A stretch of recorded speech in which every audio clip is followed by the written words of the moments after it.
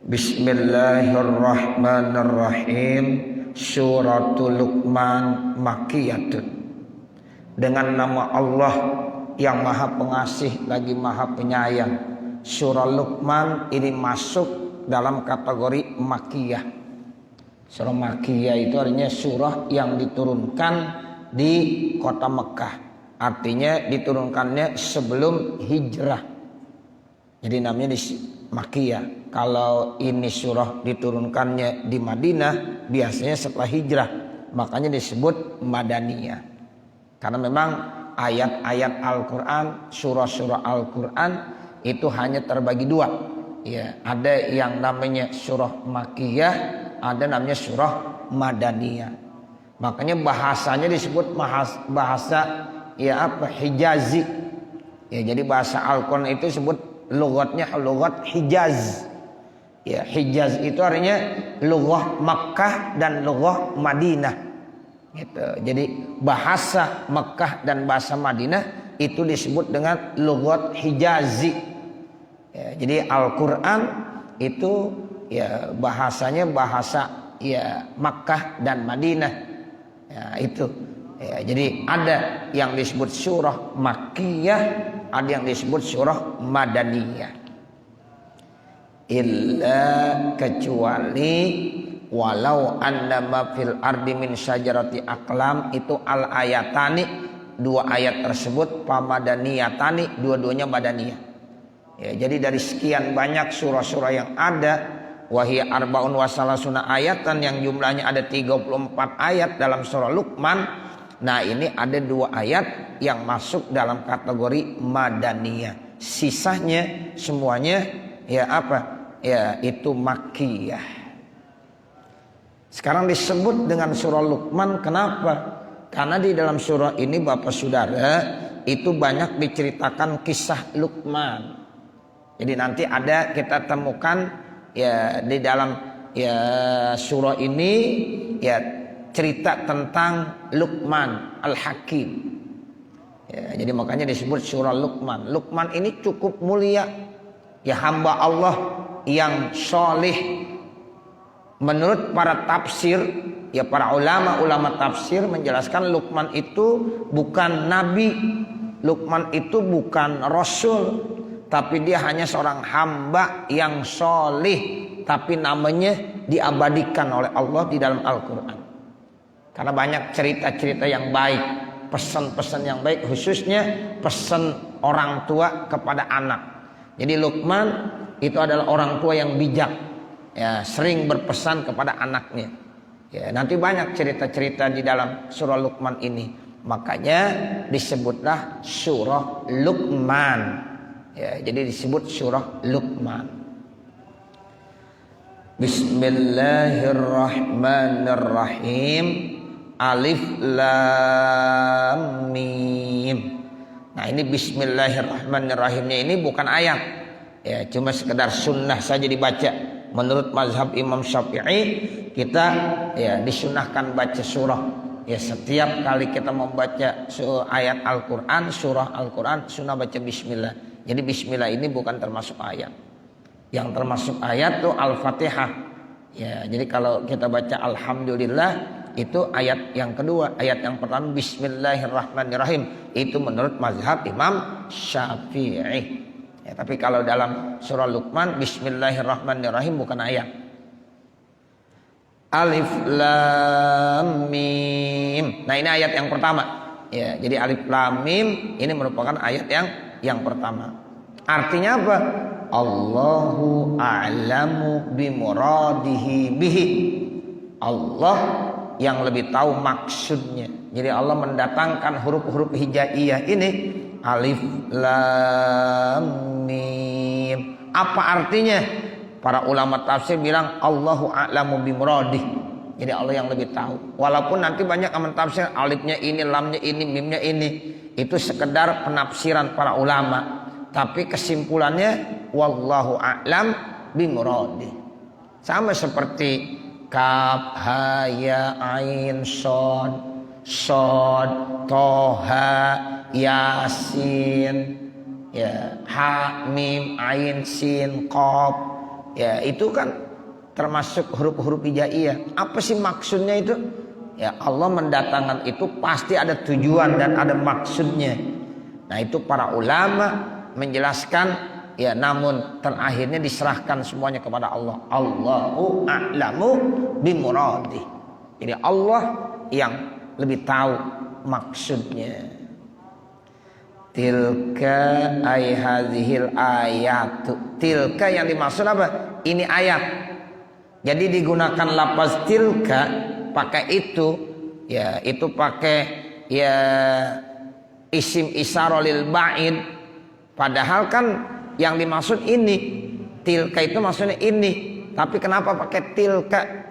Itu bukan pakai hadhihi. Itu menunjukkan lisyarab, artinya untuk memuliakan. Biasanya orang jauh sama orang dekat, mana yang lebih dimulain? Lebih dimulain yang jauh. Biasa begitu. Kalau kita tamu yang biasa tiap hari datang, sama tamu dari jauh jarang-jarang datang, pasti yang dimuliakan yang mana? Yang jauh yang datang. Ya, itu biasanya begitu. Makanya itu bahasa Al-Quran begitu balil, sehingga di sini menggunakan tilka ayatul kitab, bukan disebut dengan hazihi ayatul kitab. Ya, jadi ini menggunakan isim isyarahnya lil ba'in. Kalau hazihi kan ini dekat, kalau tilka itu jauh. Nah itu biasanya kalau jauh menunjukkan kemuliaan. Ya, jadi untuk litasyrif, ya untuk menunjukkan kemuliaan. Ya, jadi sama tuh alif lam mim zalikal kitabu la raiba fihi hudal lil muttaqin, itu dalam surah Al-Baqarah kan begitu ya, zalikal kitabu. Nah itu enggak pakai hazal kitab, padahal kan ini dekat. Kenapa disebut dengan zalika? Nah itu menunjukkan litasyrif, makna untuk memuliakan. Itu dalam ilmu balaghah dikajinya itu Bapak Saudara. Ya, nah ini sama nih tilka. Ya, jadi tilka ay hazihil ayat. Jadi yang dimaksud hazihi tetap ini ayat. Ya, jadi tilka ay hazihil ayat. Kenapa bukan digunakan pakai hazihi, pakai tilka? Ya, itu maksudnya litasyrif, untuk memuliakan. Ayatul kitabi. Jadi ini merupakan ayat-ayat yang terdapat di dalam Al-Quran. Al-Kitabi maksudnya Al-Qurani. Ya, jadi ini merupakan ayat-ayat yang terdapat dalam Al-Quran. Al-Hakimi, yang penuh dengan kebijaksanaan. Jadi ayat-ayat Al-Quran penuh dengan kebijaksanaan. Artinya Al-Hakimi zil hikmati, yang memiliki hikmah. Wal idofatu bimakna min. Nah kemudian idofat di sini maknanya makna min. Itu kan ada idofat tuh. Ayatul kitabi, ayatu mudhof, al kitabi mudhof ilaih.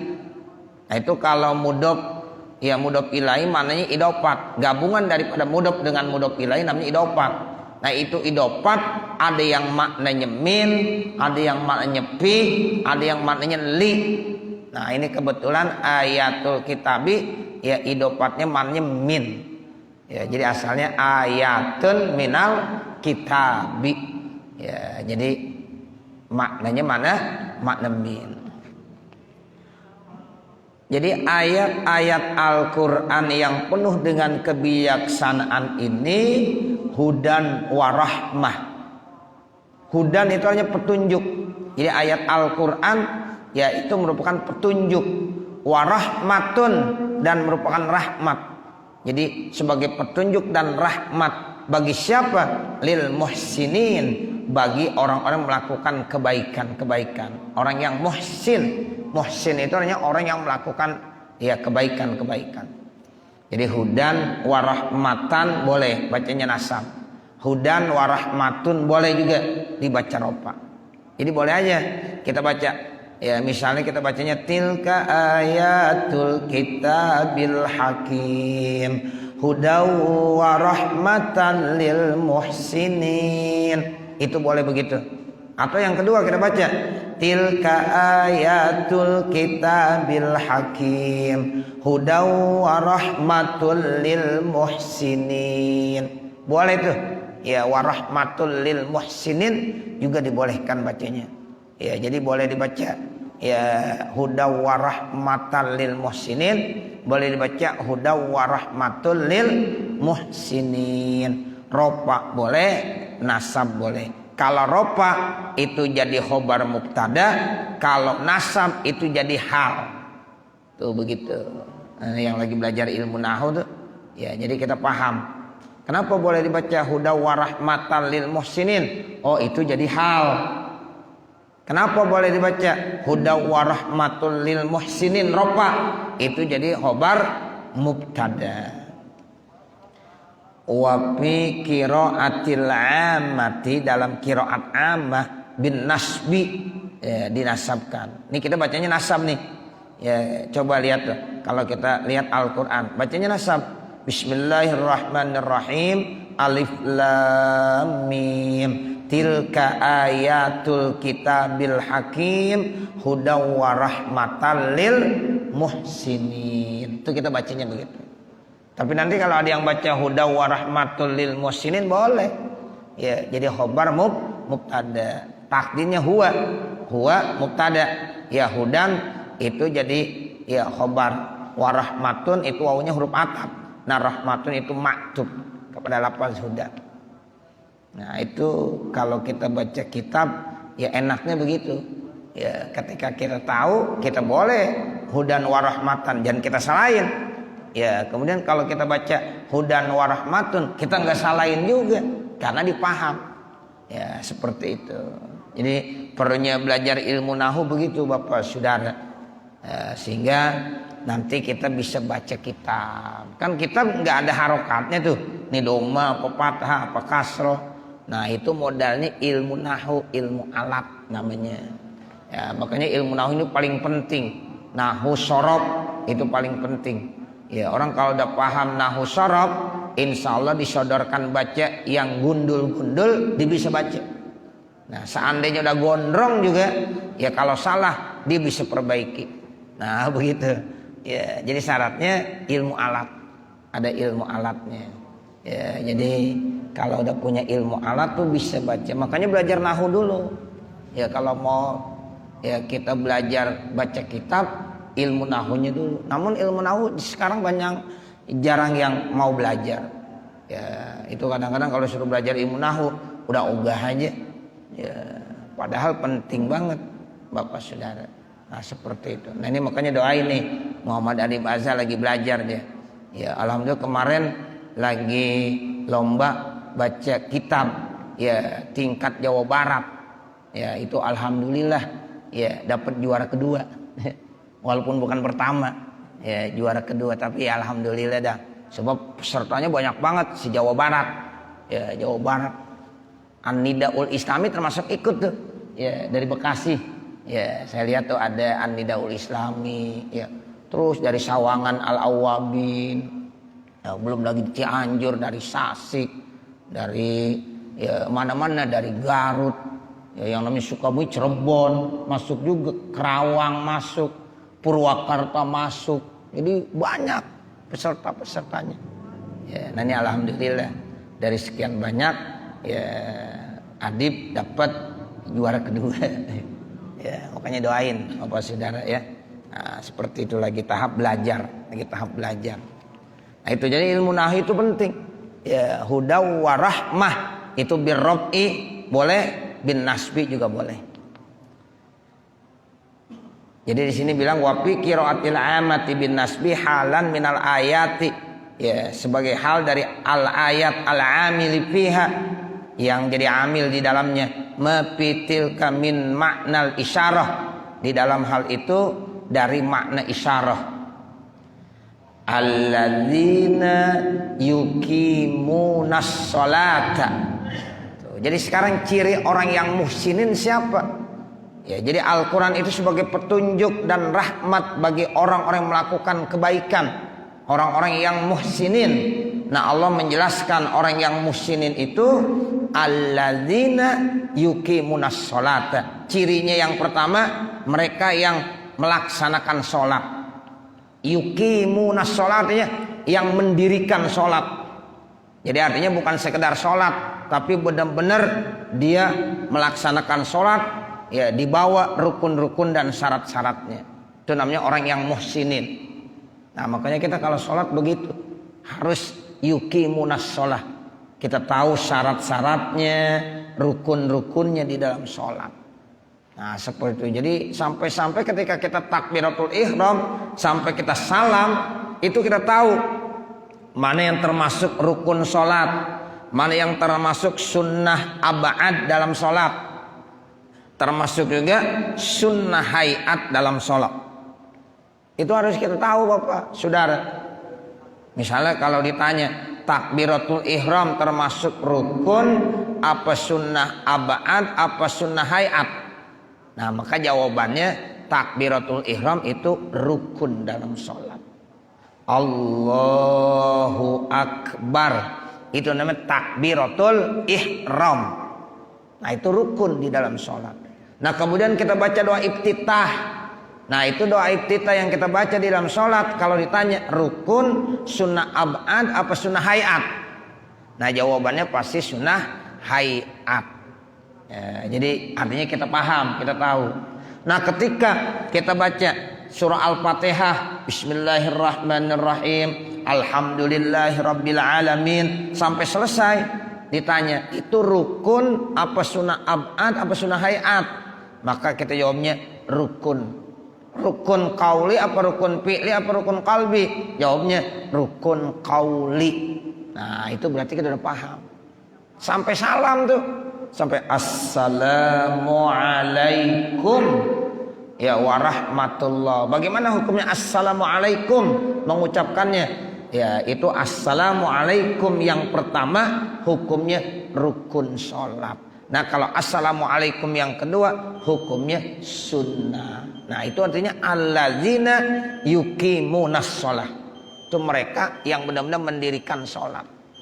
Ya jadi dia tahu percis, bukan sekedar ikut-ikutan saja sholat. Ya itu begitu. Ya makanya jadikan kita ini sebagai orang yang muhsinin. Orang yang muhsinin itu hanya orang-orang yang pertama cirinya bisa mendirikan sholat. Dia tahu rukun dan ya syaratnya. Kemudian khusyuk. Kita berusaha supaya setiap kali sholat datangkan kekhusyuan. Nah itu termasuk allazina yuqimunas sholat. Rukunnya tahu, syaratnya tahu, kemudian kita laksanakan dengan khusyuk. Minimal khusyuk, ya para ulama bilang kalau kita lagi sholat, ingat lagi sholat. Gitu. Jadi pada saat kita lagi sholat tuh, ya ingat kita sholat. Jangan kita sholat, kita sujud, kita ruku, pikiran kita di mana-mana. Padahal kita lagi sujud, pikiran kita ya di mana-mana. Nah ini namanya orangnya tidak apa? Tidak yuqimunas sholah namanya, karena enggak khusyuk. Nah jadi kita usahakan begitu, ya usahakan agar sholat kita yang kita laksanakan penuh dengan kekhusyuan. Nah ini namanya bayanun lil muhsinin, ya menjelaskan daripada hamba-hamba Allah yang melakukan kebaikan-kebaikan. Alladzina yuqimunas sholah. Nah yang kedua, wa yu'tunaz zakata, dan mereka yang menunaikan zakat. Ciri yang kedua, orang yang muhsinin itu siapa? Yu'tunaz zakah, mereka yang suka menunaikan zakat. Ya, baik namanya zakatul fitri, zakat fitrah, maupun zakat mal dan zakat-zakat yang lainnya. Nah ini bagi yang sudah memang punya kewajiban dia laksanakan. Kemudian siapa lagi yang dimaksudkan dengan orang yang muhsinin? Kata Allah, wahum bil akhiratihum yuqinun. Wahum dan mereka bil akhirati di akhirat, hum yuqinun, mereka itulah orang-orang yang yakin, percaya dengan adanya hari akhirat. Sebab ada orang yang kagak percaya dengan hari akhirat. Nah seperti itu. Ada orang kalau udah mati udah katanya nggak mungkin nanti dibangkitkan lagi, dihidupkan lagi. Gimana orang udah hancur? Nah bilang begitu. Nah itu bukan ciri orang yang muhsinin namanya. Kalau ciri orang yang muhsinin, ya mereka percaya, yakin benar bahwa setelah kehidupan dunia ada kehidupan di akhirat. Nah makanya kita tuh mempersiapkan bekal hidup kita buat akhirat. Jadi kita hidup di dunia ini bukan sekedar ya hanya hidup di dunia makan minum saja, tetapi kita isi dengan amal-amal kebaikan ibadah, mencari ridha Allah. Untuk apa? Untuk nanti kita yakin benar ada kehidupan setelah ya dunia. Itu yang dikatakan wabil akhiratihum yuqinun. Jadi mereka yakin nanti ada ya kehidupan di akhirat. Itu Bapak Saudara, orang-orang yang sudah hancur nanti akan dikembalikan lagi. Ya, diciptakan dengan ciptaan yang baru sama Allah. Tapi ya kata dalam hadis Nabi, tulang ekornya tuh manusia walaupun hancur benar itu nggak akan hilang. Jadi tulang pangkal ekor yang pada diri manusia walaupun udah ribuan tahun itu masih ada. Nah begitu. Nah jadi dari tulang ekor yang ada di situlah nanti Allah ciptakan yang baru, disempurnakan kembali. Nah, dan itulah ya nanti mereka akan hidup kembali dan mereka akan ya mempertanggungjawabkan segala amal-amalnya. Itulah namanya kehidupan di akhirat. Ya, jadi wahum bil akhiratihum yuqinun. Makanya ada yang namanya ya tulang ya pangkal ekor di sini, tulang ekor. Itu tulang ekor katanya nggak akan hancur. Ya, nanti dari situlah Allah sempurnakan kembali. Hum asani takidun. Jadi hum yang kedua yang disebutkan itu sebagai taukid. Artinya taukid itu untuk memperkuat.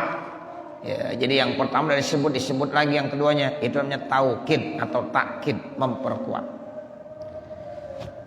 Ulaika ala hudam mir rabbihim, mereka itulah ala hudan, atas petunjuk mir rabbihim, dari Tuhannya.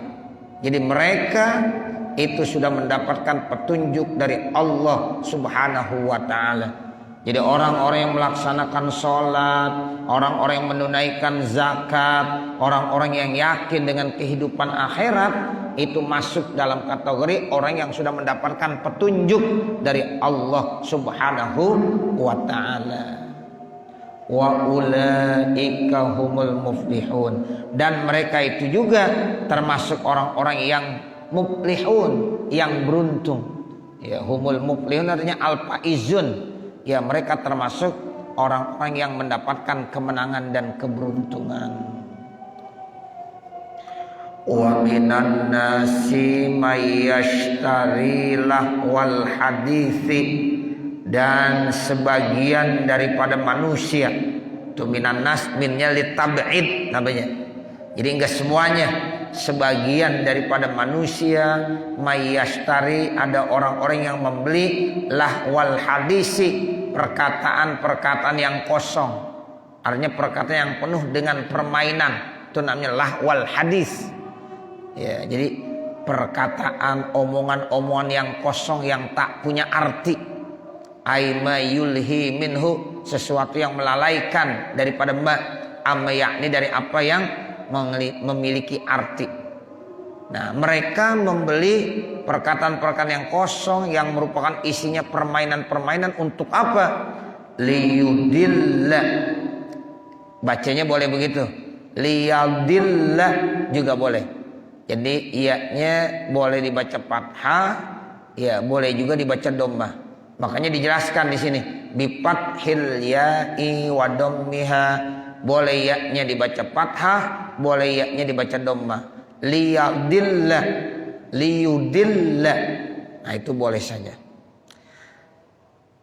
Jadi liyudilla an sabilillahi, dia akan menyesatkan dari jalan Allah Subhanahu wa taala, yaitu sabil tariqil islami. Ya, jadi makna sabili ay tariqi, ya tariqil islami, jalan Islam. Jadi mereka sengaja ingin menyesatkan orang-orang dari jalannya Allah Subhanahu wa taala bi ghairi ilmin, tanpa didasari dengan ilmu. wa yattakhizaha dan dia menjadikannya, ya itu bin nasbi boleh, wa yattakhiza boleh juga bi rafi wa yattakhizu, ya ini silahkan aja, wa yattakhizaha wa yattakhizuha bin nasbi atfan ala yudilla, kalau dibaca nasab diatapkan kepada lafaz yudilla, wa bir rafi boleh dibaca rafa wa yattakhizuha, nah itu atfan ala yashtari, maka diatapkan kepada lafaz yashtari, ya sebab tadi itu yashtari rafa hukumnya, wa minan nasi may yashtari, nah yashtari itu fi'il mudhari'nya marfu, nah makanya dibacanya lagi ya wa yattakhizuha, nah jadi boleh begitu. Kemudian huzwa, huzwa itu artinya mahzu'an biha, itu sebagai bahan untuk olok-olokan, bahan untuk permainan yang direndah-rendahkan. Ada orang yang membeli ya kalimat-kalimat, kata-kata yang tak berarti ya supaya mereka jadikan untuk menyesatkan orang lain dari jalan Allah Subhanahu wa taala, sehingga itu dijadikan sebagai bahan permainan, bahan olok-olokan. Nah, ada tuh yang begitu. Ya, bahkan kadang-kadang Al-Qur'an direndahkan, dihinakan, ya, dijadikan sebagai bahan olok-olokan dan permainan. Nah, ada sebagian daripada manusia seperti itu. Tujuannya apa? Untuk menyesatkan kepada orang-orang dari jalan Allah Subhanahu wa taala. Nah, kalau ada orang yang model seperti ini Bapak Saudara, kata Allah, ulaika lahum adzabum muhin. Nah, mereka itu termasuk nanti akan mendapatkan azab yang sangat ya hina. Ya, jadi mereka akan dihinakan oleh Allah Subhanahu wa taala, zu ihanatin. Jadi mereka akan mendapatkan kehinaan. Nah, makanya jangan sekali-kali kita mempermainkan kalimat-kalimat Allah Subhanahu wa taala yang terdapat di dalam Al-Qur'an. Makanya orang-orang tua kita mengajarkan itu yang namanya Al-Qur'an harus kita muliakan. Jangankan kita ejek, kita merendahkan dengan cara-cara ya menaruh, diletakkan di ya dasar, di tempat yang rendah, itu nggak boleh. Makanya kita kalau di rumah tuh Bapak Saudara, kalau naruh ada kitab, ada Al-Qur'an, ada buku-buku, maka Al-Qur'an itu harus diletakkan di paling yang atas, yang paling tinggi tuh Bapak Saudara. Muliakan begitu. Jangan sekali-kali Al-Qur'an kita taruh di lantai begini, jangan. Ya seperti itu. Kadang-kadang kita baca surah Yasin, kita habis tahlil, habis apa, itu Al-Qur'an kita letakkan ya di lantai saja, nggak boleh. Ya, itu namanya kita merendahkan. Tuh, bagaimana kita mau ya menjadi manusia yang memiliki ruh ya yang baik kalau kita nggak pernah ya memuliakan tersebut. Makanya ruh kita menjadi baik kalau kita mau menghormati. Ya, itu seperti itu. Makanya kemuliaan dan penghormatan kita kepada Al-Qur'an itu harus benar-benar kita mantapkan. Itu orang-orang tua kita dari dulu gitu ngajarinnya. Ya, kenapa sih kalau kita mau megang Al-Qur'an harus punya wudhu? Nah, itu salah satunya bentuk penghormatan kepada Al-Qur'an. Kenapa sih Al-Qur'an kita nggak berani taruh di bawah? Ya, biasanya taruh di atas lekar. Kalau ada orang tahlil biasanya ada bantalnya, taruh di atas bantal. Itu tujuannya begitu. Ya, jadi tujuannya supaya kita benar-benar ingin menghormati Al-Qur'an. Jangan memperolok-olok menghinakan Al-Qur'an. Sebab kalau orang yang memperolok dan menghinakan Al-Qur'an, kata Allah, ulaika lahum azabum muhin. Mereka nanti akan mendapatkan azab yang bisa merendahkan dan menghinakan mereka. Ya, itu seperti itu. Nah, inilah saya kira ya yang kita dapat baca, nanti baru wa izzatutla alaihi ayatuna dan seterusnya. Mudah-mudahan apa yang kita baca pada kesempatan malam hari ini ada manfaatnya, khususnya untuk pribadi saya dan mudah-mudahan juga untuk para hadirin jamaah sekalian. Akhirnya manakala di sana sini terdapat kesalahan dan kekurangan, saya mohon dibukakan pintu maaf yang sebesar-besarnya. Wa mal kamal illa lillah. Tidak ada yang sempurna kecuali hanya Allah Subhanahu wa taala. Sebelum kita baca doa ini, ada infak sodakoh untuk pondok pesantren atau Al-Muflihun di Anyer yang datangnya dari Bapak Khairul Umam SHMH, ya, dari Bapak Khairul Umam SHMH, yang manfaatnya ditujukan untuk ya Raina Anindita dan Razka Akila agar diberi kesehatan dan menjadi anak solihah. Ya, tujuannya mudah-mudahan dengan memberikan infak sodakoh untuk pondok pesantren atau Al-Muflihun ini, mudah-mudahan Allah memberikan kesehatan dan Allah menjadikan ya anaknya menjadi anak yang solihah. Nah, mudah-mudahan apa yang diniatkan oleh Bapak Khairul Umam SHMH ini diijabah oleh Allah Subhanahu wa taala. Kita baca Fatihah. Ya Al-Fatihah latil kaniyah wa ila hadratin Nabi Muhammadin sallallahu alaihi wasallam. Al-Fatihah. A'udzu billahi minasyaitonir rajim. Bismillahirrahmanirrahim. Alhamdulillahirabbil alamin. Arrahmanir rahim. Maliki yaumiddin. Iyyaka na'budu wa iyyaka nasta'in. Ihdinas siratal mustaqim siratal ladzina an'amta 'alaihim ghairil maghdubi 'alaihim waladdallin. Rabbighfirli wa liwalidayya amin. Saya kembalikan